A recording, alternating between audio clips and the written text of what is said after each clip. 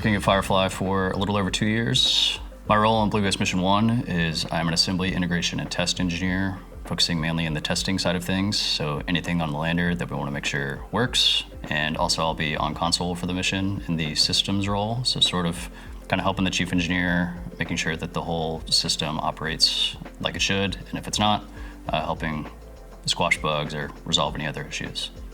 95% of the job, it's very nose down, like focusing on the task at hand, but 5% of it's kind of looking up, just looking to your right or your left and you see the lander there. It's like, we're gonna send this thing to space.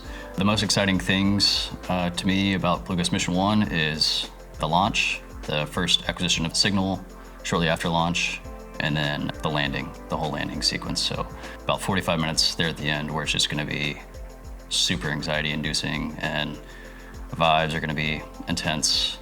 And then actually sticking this thing on the moon, that's super exciting.